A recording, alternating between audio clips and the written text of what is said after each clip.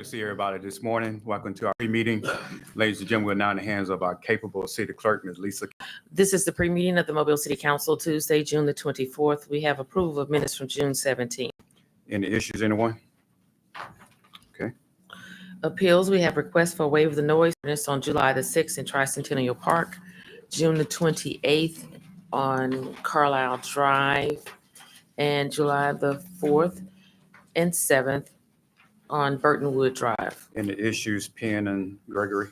No issues. All right, Madam Clerk. Presentation of petitions and other communications to the council. Lena Dorch regarding workforce development and opportunities for violence prevention. Mr. President. Yes, Mr. Woods. Mr. Lasky, can you, we've talked, I guess, over the past couple of weeks about some of the work that you guys are doing as far as like job fairs and all. Would you mind taking just a second, just kind of share all that stuff that you're doing as part of the whole youth violence? Like what our conversation, one of the greatest things that keeps people out of crime is having a viable economic future and a job. So that's why this Saturday at the Dot Center, myself sponsored with Corey Penn, we're doing a community fair for Trinity Garden. Well, it's in Trinity Garden, but it's for everybody. And we are constantly looking for ways to improve the economic viability for our young folks and get them better employed or give them a financial future. So that's just one of the ways we're doing it. But we do take it seriously, and we are focused on it as we look into our holistic prevention mitigation program. All right, Madam Clerk. Ordinance is held over 64031. Consider proposed modification of a previously approved plan unit development for property located at the east terminus of Lighton Place Drive. CIP resolutions held over 08846. Approved purchase order to Musco Sports Lighting for new lighting at Westside Park. Resolutions held over 01848. Authorized agreement with Twin Cities Security for unarmed guard services at various city facilities. 08849, approve item-based bid for street sweeper brooms and mandrels. 08853 and 854, approving purchase orders to Long Lewis Ford for 1 Ford Bronco Sport and 2 Ford cargo vans and Ford F-150 cargo van. 08856, approved purchase order to Stivers Ford Lincoln for 3 Ford pickup trucks and 1 Ford Explorer 21861. Authorized contract of asphalt services for downtown street optimization, resurfacing, and striping. Mr. President, Mr. Carroll. over the last few days, there's been quite a few phone calls about the street optimization plan and the two-way streets. I kind of would like to know, did we do a survey of the residents and the businesses down there to see if they were inclusive, or were they okay with this, and what type of impacts would it have on their businesses and homes? Some are stating that they will not have anywhere to park, or their clients won't have anywhere to park. Some are also stating that deliveries would become extremely difficult with parking on both sides of the street with the narrow streets. So.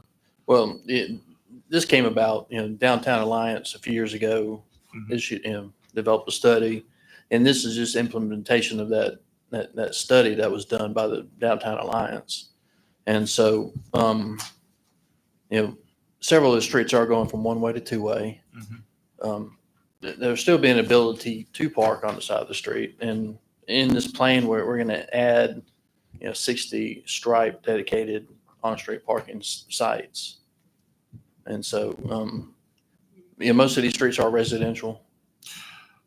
And so there'll be an ability for the residents to park on the side of the street, and just traffic will have to navigate around as they do on residential streets throughout the city.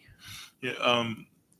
For example, North Dearborn and North Warren, they're on average, they are 3 to 4 foot narrower than the common everyday street. So when we make the streets two-way and they park on both sides, that's only going to allow traffic one car at a time to go through that narrow escape.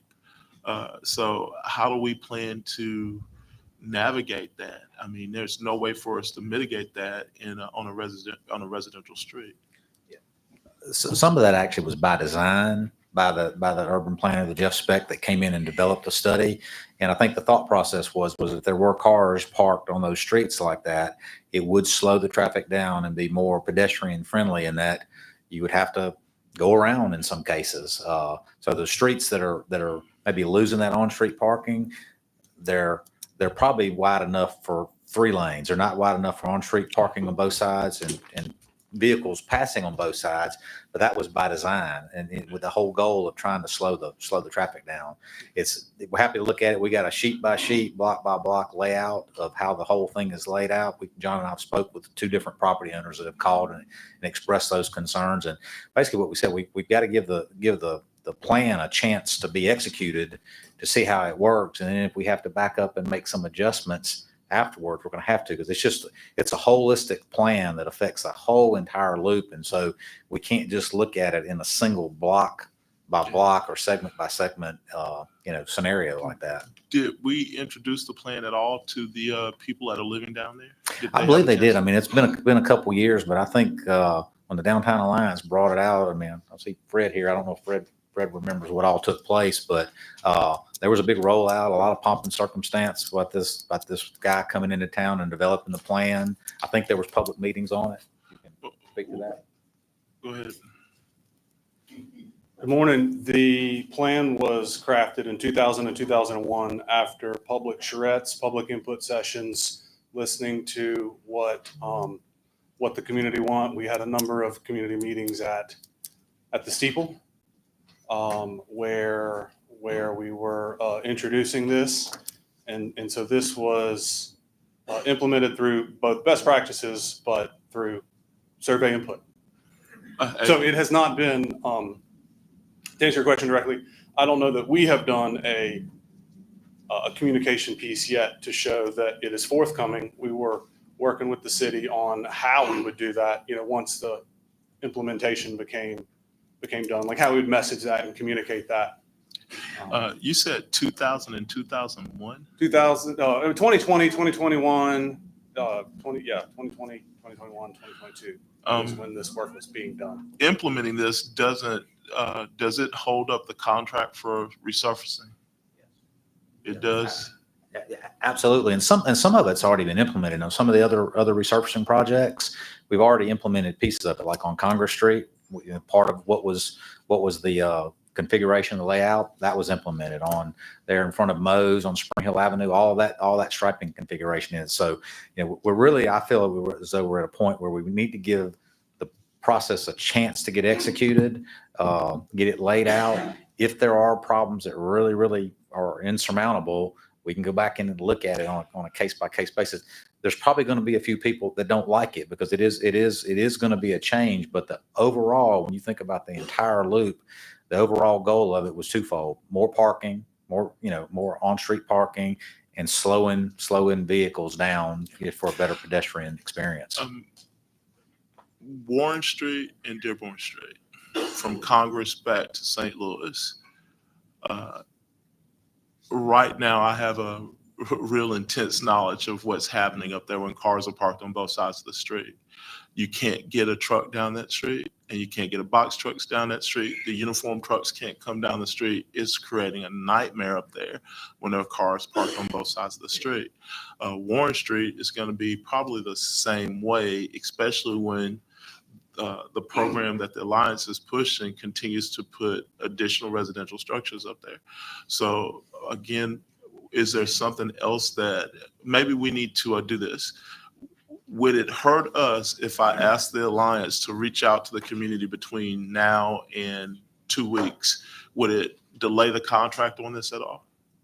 I mean, we're waiting on the council to take action on it. But I guess what I'm asking, does it hurt the contract for repaving if I say, let's let the Alliance reach out to the neighbors and business owners down there over 2 weeks, and let's make sure. Well, certainly it delays it. We're happy to look at a block by block with you afterwards. I mean, it's a lot of detail and a set of plans about 2 inches thick. we're happy to look at each one of you, and if there's a tweak that can be made, but know that those changes were by design. Nick, I can appreciate that, but I'm asking, will it push the repaving back a cycle?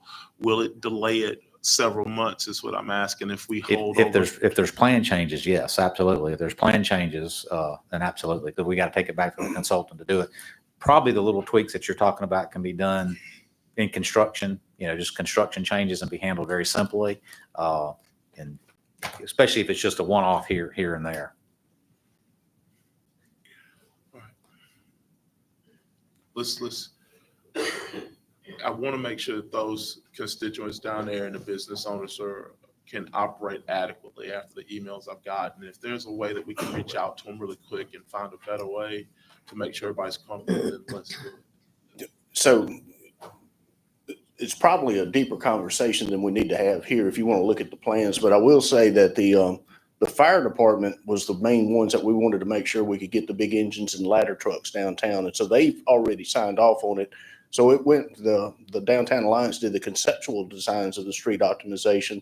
Volker did the construction design. So we're ready to go forward, and the fire department's already signed off on it. And keep in mind, fire department not only has big ladder trucks, they have outriggers that they've got to deploy every so many feet. So it's already been pretty well vetted, is what my point is. But we are adding, or not taking. God, this is difficult. Let me make a suggestion. So it's specifically one or two streets is what we're thinking about, right? Dearborn and Warren. Yeah, so let's just say we proceed with what we're doing, but we will do a drill down into those two streets, immediately, and have those conversations so that we can move forward. But it really doesn't, warrant holding up the whole plan. But we can have, as Nick said, if there's a viable solution, we can do it in the construction part of it and say, this is what we're going to do. And I don't see this as being a huge impediment. Yeah, we ought to be good on this. Yeah. All right. And thanks for bringing it up. 21862, authorized contract with McElhaney Construction for downtown street optimization, removal of traffic signals. 21863, authorized contract with Southern View Media for digital marketing and design services for public safety candidate recruiting. We've been asked to table 37864, consider the application for public certificate of public convenience and necessity to operate a shuttle service. 6865, authorized settlement agreement and release of claims. Consent resolutions being introduced. 21874, authorized 21874, 875, 876 are authorizing contracts with Alicia Ann Simon, Xenia Calhoun, Jessica Richardson, Logan Pesant, Cameron Pesant, LaCheryl Dodge, Shelby Collins, Christopher Wright to serve as election specialists and for an absentee election supervisors. 58877, authorized removal of weeds, group 1664. 6878 is approving award of special bonus to the firefighter of the month. 6879, 880, 881, 882 are determined appropriations to Inspire You, St. Francis Xavier Catholic Church, Lifelines Counseling Services serve a public purpose and approving payment. 09890, transfer funds from the Mayor's General Fund discretionary account to Mobile Parks and Recreation Heroes Park and declare said transfer serves a public purpose. Resolutions being introduced. 01883, authorized amendment to agreement with A1 McDuffie Sanitation for residential garbage and trash services, $1,500,000. 08884, authorized purchase order to Acadis for traffic detection cameras, sensors, and supporting network hardware for Dolphin Street intersection improvements, $493,164.21. 08885, approved purchase order to Atlas North America for Marine Sonic Art Explorer Mr. with President, winch. Yeah, Mr. Days. I'd like to go back to 08884. Is this part of the Sage to Rhymes, or is this another section of Dolphin Street? Okay, thank you. And just for clarification, these are not cameras to take pictures of license plates, correct? Correct. This is traffic detection, right? 08886 approved. Mr. President, Yes. sorry, Madam Clerk, I thought you were going to finish reading 885. Oh, okay. What are we using this Marine Sonic Arc Explorer? I mean, what is this? Some kind of towable? It is it's a towable side scan. It's part of the grant that you guys approved last year or earlier this year, port security grant. It's to detect foreign objects from the side and a sonar to be used for the port and for trying to locate derelict vessels in the different rivers. We're only paying because of the match, it's only 25%, about 19,000 of it's actually coming out of the city budget. So how often are our officers deploying this, and what would trigger them? They just go out every morning and run it? I mean, we're working on Dog River, but also with the port, if we ever need to scan the port, every once in a while go down and look at the port and see what's going on up and down. If there's ever a reason, VIP or some ship coming in, search and rescue. And will we charge for services for this? Will No. PD, so they won't? No. If a big ship's coming in, we won't get any reimbursement or? pay No, for it's time, part of none port that? security. Like I said, again, that's why we get the port security grant. I mean, if you remember, is Laura in here? I don't remember how much it was, but again, it was multi-million. So it's part of the 1.3 million. It's like 25% matches. When you approved it, we kind of listed out everything. All right, and then our officers or whoever's deploying this, are they trained on all this Yes, stuff? they are. So they're gonna know how to read it and do all this? Okay. And They're required by the grant, they have to be trained, and just like with the vessel that was paid for by Homeland Security funds, they have to be trained through Lexi to be able to operate that because it's Homeland Security funding. all right, thank you. 08888. So this is not a new capability. We've been doing it. This is upgrading the current systems. But if you remember when the helicopter went down, the Coast Guard helicopter, it was MPDs using their side scan sonar that located those pilots. 08886 approved purchase order to DLX Enterprises for water rescue dry suits for Mobile Fire and Rescue, $21,945. 08887 approved purchase order to Port City Industrial for replacement roll-up door for Convention Center, $22,350.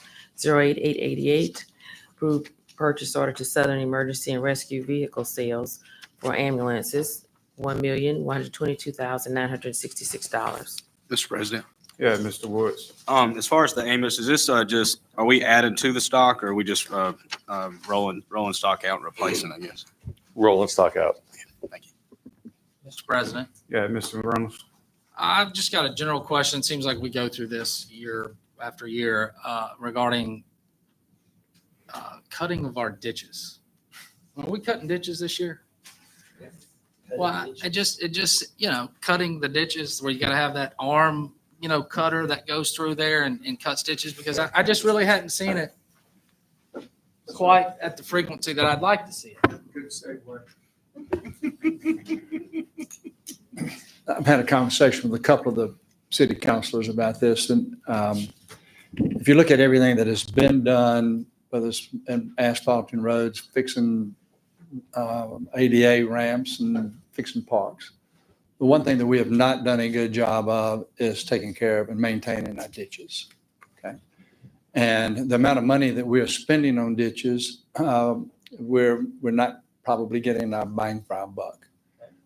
Sometime within the next couple of weeks, we will come back to you and make a suggestion to make a significant transfer of money to be spent over the next 3 years to really address the ditch issue.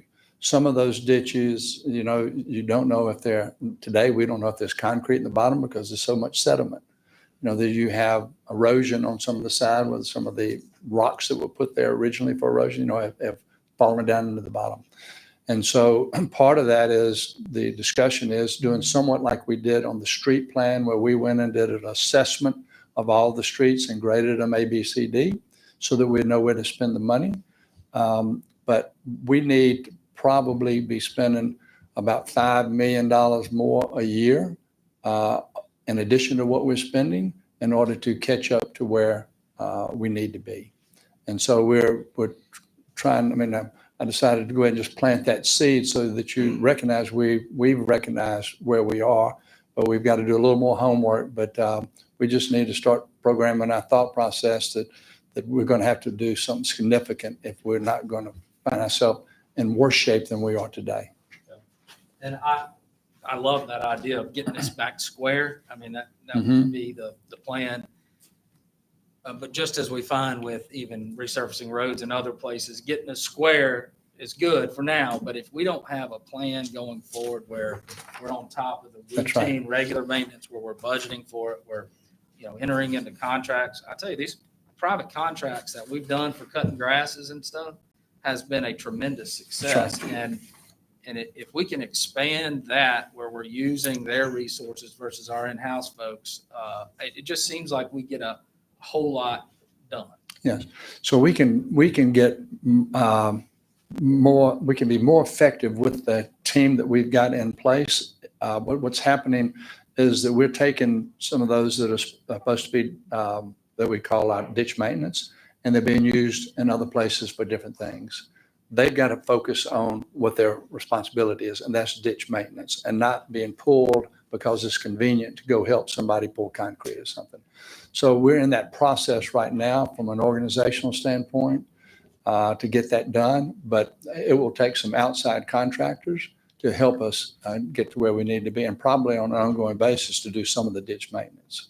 But we've got to do a better job with what we have internally Right. also. And there's a backlog currently in District 4 that, now they're coming, our residents are coming to me, Yes. requesting me to do what I can to try to, elevate their voice to say, look, this is now needs Well, to be cut. It was about a month ago that you mentioned it, about the ditches. And really since that point in time, there's been a lot of conversation. But we also do have a contract out for ditch maintenance. Keep in mind all of the rain that has been happening, so it has backlog because of that. But I can give you a list of the ditches we plan to actually do the digging, but we've had an issue with the major rain that has happened, so they've just picked up again. Yeah, and digging is certainly needed, to get that sediment out of there. But just the organic, or the Right, growth, the grass brush, and yes. the brush and all that has to be more routine. And just in my opinion, I think. Right, we agree. Okay. Mr. President. Mr. Penn. Thank you, Mayor, for coming. Thank you, Shonda. And I love that orange that you have on, my favorite color. But one of the things I just commend you on is just being honest and transparent. I think that's such a great trait, and that's something that we have to work on. So I'm glad to hear that is already a plan and money is getting ready to be moved to handle this situation, because just like we've been hearing these complaints and we need a strategy. And I think that's a great idea, going and making sure how we did the streets, we doing the same thing with the ditches, because there's some ditches that we might not even know out there, that people are calling about, and we need to figure out who owns ditches. Is it ours? Is it states, county? Just figure it out. So thank you so much. I have just one other thing, since we're talking about plans for maintenance, and I think that's a great idea. I think the assessment is a good way for us to be able to keep up with it, and hiring outside contractors has worked well for us, especially on the mowing. That's been working really well. There's one thing I had talked to Shonda some time ago about dirt roads. We don't have that many in the city, but we still do have dirt roads. Pardon me? We have a lot. Yes. Okay. Well, we have a lot of dirt roads in the city. I have some. And so I had gotten a request to come out and do some maintenance on the dirt road. And I said something along the lines of, well, I'm sure you got a maintenance plan. And it's like, well, no, not really. So as we go forward with the planning of all of these things, we need to look ahead at that too. How do we keep them maintained? And really, for the most part, until we can put some asphalt down, it's more of keeping them wet and more gravel, more dirt, something along those lines. But, I think that just needs to enter in as we're going forward with all of these plans. Exactly. So even just to talk about what the mayor was talking about, Matt and I have been doing a deep dive in public services. And what we've had is a lot of people just doing what they've been doing instead of having a cyclical plan of what do we do. So when you ask me, hey, when is this happening? Like, let me go check and find out where we can really start to track that. One of the things we're also finding out and what we're working on, and you're seeing a lot of that happen, is making sure we have the equipment and the vehicles that we need to do the work that we do. A lot of the stuff we have is old. And so when the grader goes down, that means we're not doing anything. And so making sure that we have the equipment that we have. And so we are working on all of that so that when this time next year, things should look real different sooner than that. But we are working on all of that, and we agree. Thank you, Shonda. Sure appreciate that. Call for public hearings, 41889. Call for public hearing to consider the application of India Bracy for a certificate of public convenience and necessity to operate a sedan service scheduled July the 8th. Announcements. Mr. Penn. Thank you, Mr. President. I would like, can I get all the students that's here for the convo with Corey to stand up? All right, we got one. We got five. We have five that signed up today. And we just getting started. And I just want to thank you, Maya Lee. Can we give her a big hand for wanting to learn about government?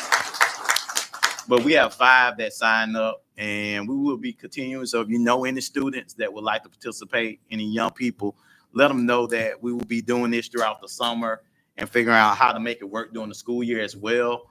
But I just want to announce she will be with us for the summertime. And thank you, Mr. President. Anything else from this council? Mr. Mayor? So, 12 o'clock today, we'll have the luncheon for the Hall of Fame walk. I'll be there.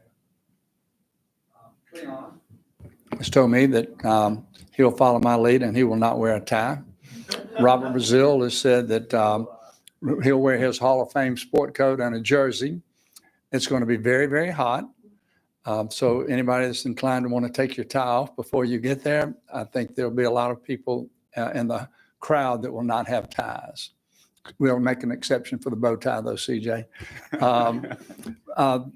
This is a special deal for these to honoring these individuals. And so we're hoping that it's going to go flawlessly and do the things that we need to do to properly recognize them. We need to start promptly at 12. At 1:30, we need to be downstairs for the public part of the event where the ribbon cutting will actually take place.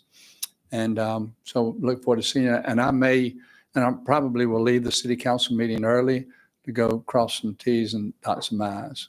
So thank you. Vice President, I think there was a hint to Councilman Corey Penn not to come with no 2-hour announcements. All right. Yeah, I think that was a not so subtle hint that we need to move on through the meeting today as best as possible. All right. I'll take care of you, Mayor. All right. We see each other 10:30 downstairs.